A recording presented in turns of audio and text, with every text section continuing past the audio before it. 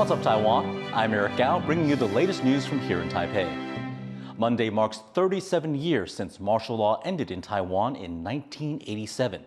Since then, the country has become a democracy. But the current administration wants to make sure the dark history of Taiwan's authoritarian past is not forgotten. Tiffany Wong joins us from the Chiang Kai-shek Memorial Hall in Taipei. Tiffany, how is this anniversary being marked? Well, Eric, this changing of the guard ceremony here on Democracy Boulevard is just one of the examples of how Taiwan's been grappling with that dark period in its history. Monday marks the first day that the ceremony has been moved outside. It used to be held in the Memorial Hall dedicated to Chiang Kai-shek, who was Taiwan's leader at the time the White Terror started. Now, Chiang is the man that many hold responsible for the atrocities that occurred during that period of martial law, the longest period of martial law at the time, lasting 38 years. The decision to remove the honor guard comes as part of a campaign to take down that glorification of authoritarianism associated with Chiang. And President Lai Ching-te also visited the Archives Administration to look at some newly declassified documents related to White Terror, also part of a campaign to face that part of Taiwan's history head-on. 跟极权主义站在一起的人，企图想要把国家带往过去。我希望国家档案局的资料供给国人能够来了解，凝聚国人的力量，大家一起往前走。 But these decisions are still divisive. Many see it as a way of erasing Chiang's legacy, good or bad. Now, for many, Chiang is still remembered as a strong leader who helped to keep the Chinese Communist Party at bay and also made significant contributions to Taiwan's society and economy. But for thousands who were imprisoned and even killed during that period of White Terror and their families left behind with those memories, these transitional justice efforts could not be enough for them. Thank you for that update, Tiffany. That was Tiffany Wong, live from the Chiang Kai-shek Memorial Hall in Taipei. Former U.S. President Donald Trump has arrived in Milwaukee for the Republican National Convention just one day after he survived an attempt on his life at a campaign rally. Rosie Gleninger reports. A defiant Donald Trump returns to the campaign trail, one day after being targeted in an attempted assassination, arriving in Milwaukee for the Republican National Convention. Later this week, the polarizing former president will be formally anointed here as the Republican candidate for the 2024 presidential race. On his social media platform Truth, Trump posted the words "Unite America" as his supporters in Milwaukee held a vigil. As we can see from yesterday, God isn't finished with Trump and he's still using him, and he's got big plans for him, because that was a total miracle yesterday. As Trump continues his presidential campaign, the scene of his attempted assassination in Butler, Pennsylvania remains an active crime scene. It was here, around 15 minutes into an open-air rally, that a gunman opened fire at the former president, Trump clutching his head before dropping to the ground, blood dripping from his ear, grazed by one of the at least 5 shots taken. A Trump supporter was killed, and 2 others were critically injured. The shooter, who was on a rooftop near the rally venue, was shot dead by Secret Service agents. He's been identified as 20-year-old Thomas Matthew Crooks. And investigators say they're now treating this as an act of domestic terrorism. Addressing the nation from the Oval Office, President Joe Biden said Americans must stand together against violence. There is no place in America for this kind of violence, or for any violence ever. Period. No exceptions. We can't allow this violence to be normalized.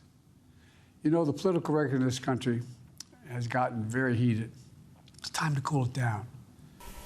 The attempt on Donald Trump's life is drawing condemnation from all sides of the political spectrum. But some Republicans are laying the blame on Joe Biden and the media. They say it's the Democrats' demonization of Trump that led to this attempt on his life. The accusations come despite Trump regularly using violent language when speaking of his opponents. and being accused of inciting his supporters to riot on Capitol Hill after he lost his 2020 bid for re-election. 5 people died in that incident. There's 10% who support violence to stop Trump from becoming president, but 7% to support violence to restore Trump to the presidency. So let's just explain. We have radical wings in the body politic here. What's clear is the body politic here is extremely divided, and the media-savvy Trump is expected to use the shooting to his advantage in the polls. As President Biden faces accusations of being a weak and bumbling leader, it's this defining image of Donald Trump, bloody but defiant in the face of an attempt on his life, that has captured the globe's attention. And in less than 4 months, could help the former president back into the White House. Alex Chen and Rosie Greninger for TaiwanPlus. South Korean President Yoon Suk-yeol has marked the first ever North Korean Defectors Day by vowing to prevent their forced repatriation.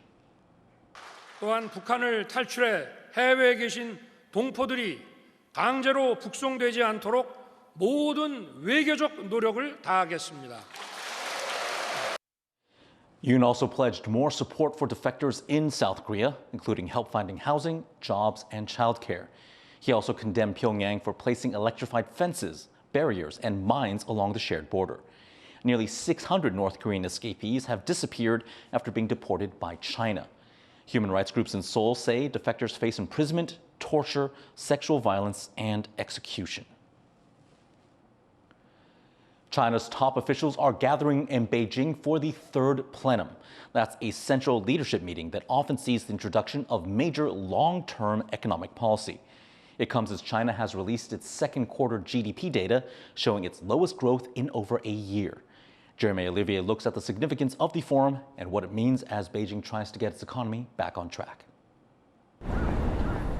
Hundreds of China's top officials are converging on Beijing for a 3-day meeting that could set the course for the country's economy in the years to come.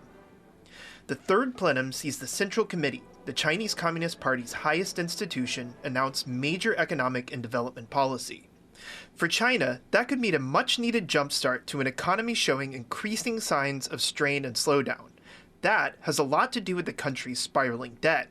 China has grown out of debt, extreme leverage, very large leverage, which has created a very low return on assets because there's too much investment. So now China would need to reduce the share of investment because it's the highest in the world. The committee will also need to address a real estate crisis and pass some sort of fiscal reform so that local governments can hold on to more of their tax revenue. And those are just the domestic issues. China also faces growing backlash against what other countries are calling unfair trade practices, with both the US and EU slapping tariffs on Chinese exports in recent months. But trade challenges are unlikely to be resolved at the meeting.